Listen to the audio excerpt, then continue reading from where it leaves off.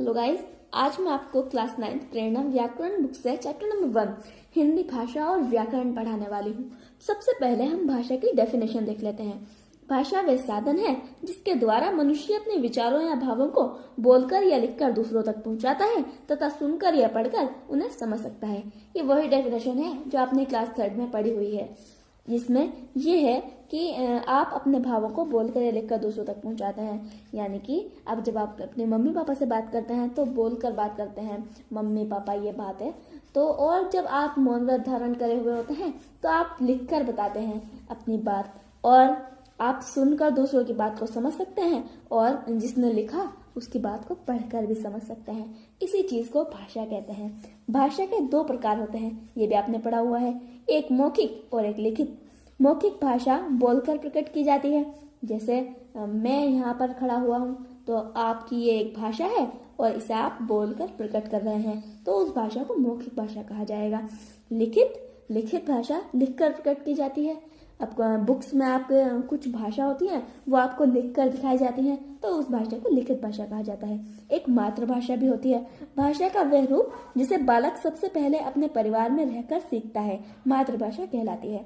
अब आप अपने परिवार में सबसे पहले हिंदी सीखे हुए हैं तो आपकी मातृभाषा हिंदी है। कोई बच्चा अपने परिवार में सबसे पहले इंग्लिश सीखता है तो उसकी मातृभाषा इंग्लिश होती है। हिंदी को राजभाषा के रूप में मान्यता तथा स्वीकृत भाषा है। यानी कि हिंदी को राजभाषा के रूप में मान्यता कब दी गई, तो आप सभी को पता ही होगा कि 14 सितंबर 1949 को भारत की संविधान सभा ने हिंदी को राजभाषा घोषित किया था, और इसीलिए हर 14 सितंबर को हम हिंदी दिवस मनाते हैं। भारतीय संविधान में 22 भारतीय भाषाओं को मान्यता प्रदान की गई है। ये 22 जो भाषाएं हैं, अगर आप इन्हें जानना चाहते हैं तो आप गूगल कर सकते हैं, नहीं तो अगर आपको मुझसे जानना है तो आप कमेंट बॉक्स में कमेंट कर दीजिएगा। मैं इस पर एक डिफरेंट वीडियो बनाऊंगी जिसमें मैं आपको इसके बारे में सब कुछ बता दूंगी। अब आता है हमारा टॉपिक लिपि। लिपि क्या होता है? लिपि भाषा की मूल ध्वनियों को लिखकर प्रकट करने के लिए जिन लेखन चिन्हों का प्रयोग किया जाता है उन्हें लिपि कहते हैं। अब आपको समझ नहीं आया होगा कि हमारे तो भाई समझ ही नहीं आया लिपि क्या होता है। तो देखिए, एक लैंग्वेज है, उसे अब हमें लिखना है तो हमें उसे लिखने के लिए कुछ तो चाहिए होगा ना। यानी कि अब हमें कुछ लिखना है तो उसके लिए ऐसा थोड़ा ना होगा कि हमने वैसे ही पेंसिल स्ट्रेट लाइन बना दी कि हमने कोई भाषा लिख दी। हमें कुछ तो चाहिए होगा, तो उसी चीज को लिपि कहा जाता है। इस तरह जैसे हिंदी है तो हिंदी को जब हम लिखते हैं तो उसे देवनागरी, यानी कि हिंदी की लिपि को हम देवनागरी कहेंगे। उर्दू की लिपि को फारसी कहेंगे। अंग्रेजी की लिपि यानी इंग्लिश की लिपि को रोमन कहेंगे, तथा पंजाबी की लिपि को गुरुमुखी कहते हैं। हिंदी भाषा का प्रयोग। भारत में हिंदी भाषा का प्रयोग 3 रूपों में किया जाता है। राजभाषा के रूप में, ये राजभाषा है किस स्टेट की? उत्तर प्रदेश, बिहार, उत्तरांचल, मध्य प्रदेश, राजस्थान, छत्तीसगढ़, झारखंड, हरियाणा, हिमाचल प्रदेश और दिल्ली। इन सब की जो राजभाषा है वो हिंदी ही है। द्वितीय भाषा के रूप में भी इसमें पंजाब की जो फर्स्ट है वो है पंजाबी, महाराष्ट्र में जहाँ की मराठी है, और गुजरात में फर्स्ट लैंग्वेज जहाँ की गुजराती है। इन सब में सेकंड लैंग्वेज के रूप में ये यूज की जाती है। संपर्क भाषा के रूप में दक्षिण भारत के राज्यों में तथा पश्चिमी बंगाल, जम्मू कश्मीर एवं पूर्वोत्तर के राज्यों में, इन सब में ये संपर्क यानी बात करने के, यानी कि कुछ कोई बोलता है, इस तरीके से यूज की जाती है। हिंदी की बोलियों को 6 वर्गों में विभक्त किया जाता है। पश्चिमी हिंदी, पूर्वी हिंदी, राजस्थानी, बिहारी, पहाड़ी, दक्षिणी। ये आपको इतना ज़्यादा पढ़ने की ज़रूरत नहीं है। अगर आपको इसे भी अच्छी से डिटेल्ड पढ़ना है तो आप इसे कमेंट बॉक्स में कमेंट कर सकते हैं। व्याकरण क्या होता है? व्याकरण हमारा मेन टॉपिक है। व्याकरण के ऊपर बहुत सारी बुक्स आती हैं, तो सबसे पहले हम देखते हैं व्याकरण होता क्या है। व्याकरण वह शास्त्र है जिसकी सहायता से हम भाषा को शुद्ध पढ़ने, लिखने और बोलने का ज्ञान प्राप्त करते हैं। व्याकरण एक ऐसा शास्त्र है, एक ऐसा या आप समझ लीजिए कुछ, यानी कि ऐसी चीज है जिसकी सहायता से हम भाषा को शुद्ध उसे हम पढ़ सकते हैं बिल्कुल शुद्ध, उसे लिख सकते हैं और उसे बिल्कुल शुद्ध बोल सकते हैं। इस चीज का हमें व्याकरण से ज्ञान प्राप्त होता है। व्याकरण के 4 अंग होते हैं: वर्ण विचार, पद विचार, शब्द विचार, वाक्य विचार। वर्ण भाषा की सबसे छोटी इकाई को वर्ण कहते हैं। वर्ण के खंड नहीं किए जा सकते। वर्ण होता है जैसे बिल्कुल जो सबसे छोटी इकाई होती है, जैसे ए, आ, ई, इन सबको वर्ण कहा जाता है। अब आप ही बताइए, इसके टुकड़े हो सकते हैं? नहीं। शब्द के तो टुकड़े हो सकते हैं, जैसे शब्द है शे, बे, दे, इस तरीके से उसके तो टुकड़े हो सकते हैं, लेकिन वर्ण के टुकड़े नहीं हो सकते। वर्णमाला, अब वर्णमाला क्या होती है? भाषा की ध्वनियों यानी कि वर्णों के व्यवस्थित तथा क्रमबद्ध समूह को वर्णमाला कहा जाता है। वर्णमाला जैसे का, खा, गा, घा, डा, इस तरीके से आ, ई, इन सब चीजों को जब ये पूरी की पूरी एक माला टाइप बन जाती है तो उसे वर्णमाला कहा जाता है। जैसे स्वर होते हैं ए, आ, ई, उ, इस तरीके से, और व्यंजन होते हैं। व्यंजन कौन कौन से होते हैं? का, खा, गा, घा, डा, इन सबको व्यंजन कहा जाता है। और अब आपको मैं बता दूं कि एक हलचिन होते हैं। हलचिन आपको पता होगा, हलचिन कैसा होता है? व्यंजनों के उच्चारण में स्वरों की सहायता लेनी पड़ती है।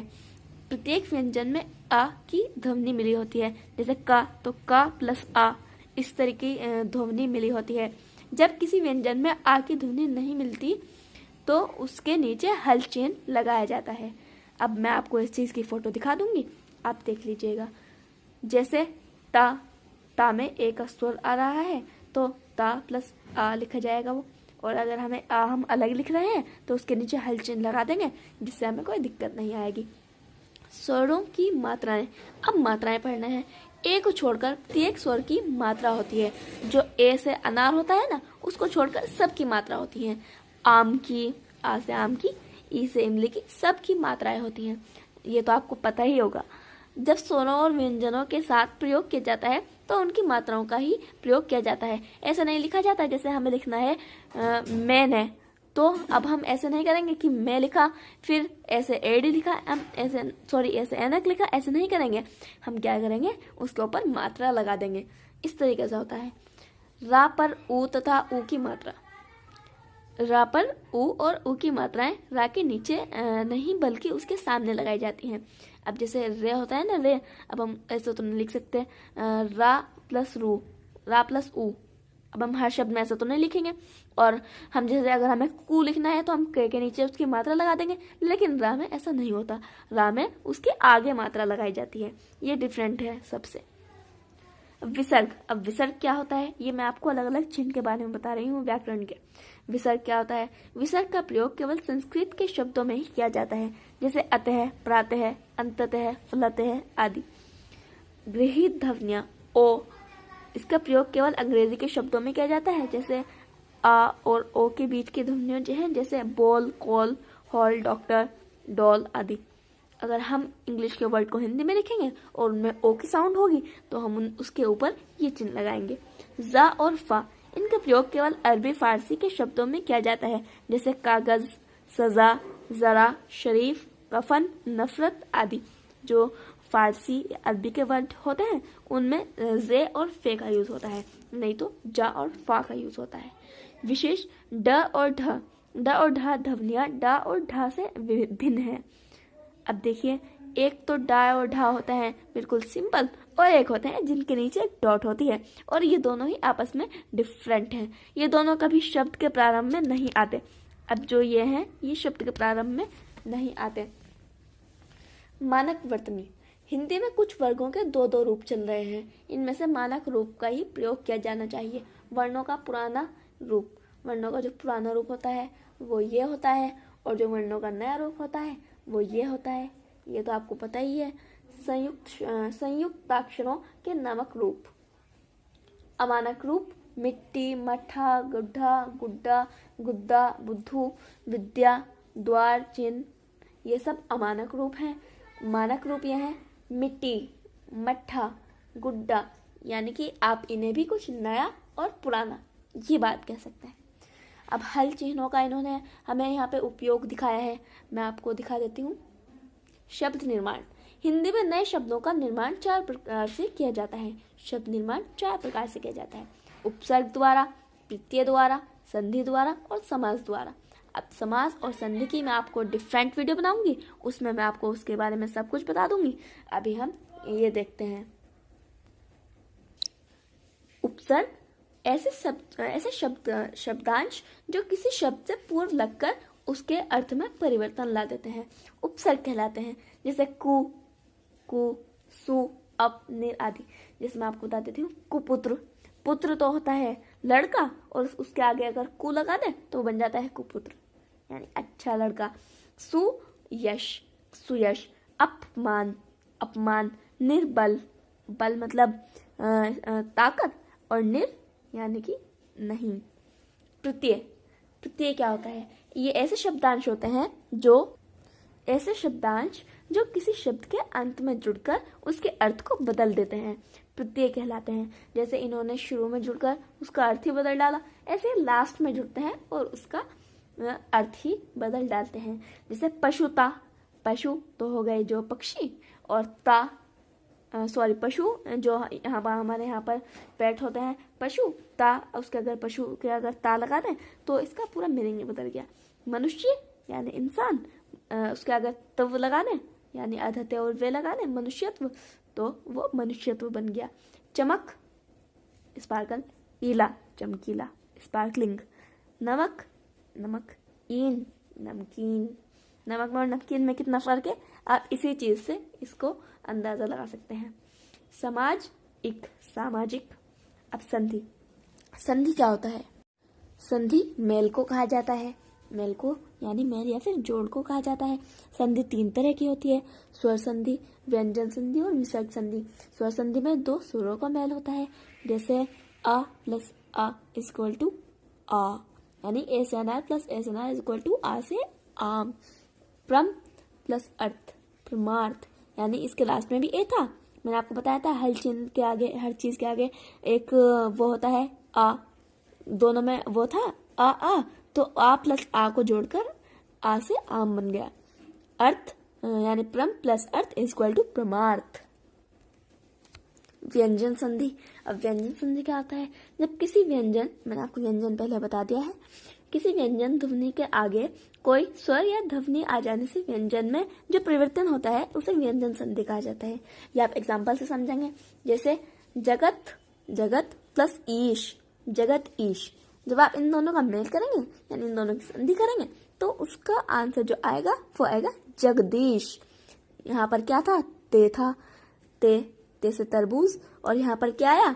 यहाँ पर दे आया, दे से दवात। तो इस तरीके से इनको हम व्यंजन संधि कहते हैं। इसके कुछ एग्जाम्पल्स दे रही हूँ। अब विसर्ग संधि, विसर्ग संधि क्या होता है? विसर्ग के बाद किसी स्वर या व्यंजन के आने से विसर्ग में जो परिवर्तन होता है उसे विसर्ग संधि कहते हैं। जैसे अगर आप नी यानी नी और उसके आगे विसर्ग प्लस बल, अगर आप इन दोनों की संधि करेंगे तो निर्बल आएगा। और अगर जैसे नी प्लस चे इनका करेंगे तो निश्चय, है ना, ये होता है विसर्ग संधि। अब आता है समास। 2 या 2 से अधिक शब्दों के मेल से नए शब्द बनाने की प्रक्रिया को समास कहा जाता है। जैसे राजा का पुत्र, राजपुत्र, घोड़े पर सवार, घुड़सवार, नीला है कंठ जिसका, नीलकंठ, रात ही रात में, रातों रात, इसको हम समास कहते हैं। अगर आपको इसकी डिटेल्ड एक्सप्लेनेशन चाहिए तो आप कमेंट बॉक्स में कमेंट कर सकते हैं, मैं एक डिफरेंट वीडियो बनाऊंगी और इस पर समास पूरा बिल्कुल इजी एक्सप्लेनेशन दूंगी। और कुछ अशुद्धियाँ भी होती हैं जिन्हें हम सामान्य अशुद्धियाँ कहते हैं। मैं आपको अशुद्धियों की एक फोटो दे दूंगी, आप उसे देखना। और ये गलती बहुत सारे स्टूडेंट्स कर देते हैं, प्लीज ये गलती अपने एग्जाम में मत करना। अब आते हैं विराम चिन्ह। विराम चिन्ह क्या होते हैं? विराम चिन्ह लेखन की शुद्धता के लिए विराम चिन्हों का बहुत महत्व होता है। जैसे एक विराम चिन्ह है पूर्ण विराम यानी कि फुल स्टॉप, आपको पता ही होगा। प्रश्न सूचक चिन्ह यानी क्वेश्चन मार्क, ये विस्मय सूचक चिन्ह यानी कि एक्सक्लेमेटरी मार्क, ये अर्ध विराम यानी सेमीकोलन, ये अल्प विराम यानी कॉमा, ये और अपूर्ण विराम यानी कि कॉलन, निर्देशक चिन्ह यानी कि डैश, योजक यानी हाइफन, उद्धरण चिन्ह यानी ये, और कोष्ठक चिन्ह यानी कि ये, और लाघव चिन्ह यानी कि ये, विवरण चिन्ह यानी ये, और त्रुटिप्रक या हंस पद, ये था हमारा चैप्टर। ये थी हमारी बेसिक्स हिंदी की और हमने ये देख लिए हैं। और अब हमारा नेक्स्ट चैप्टर होने जा रहा है शब्द निर्माण। तो गाइस, अगर आपको मेरा चैप्टर पसंद आया हो तो आप प्लीज़ इस चैनल को सब्सक्राइब कर दें और इसे लाइक कर दें। Please share this among your all the friends. Thank you. मिलते हैं नेक्स्ट एपिसोड में।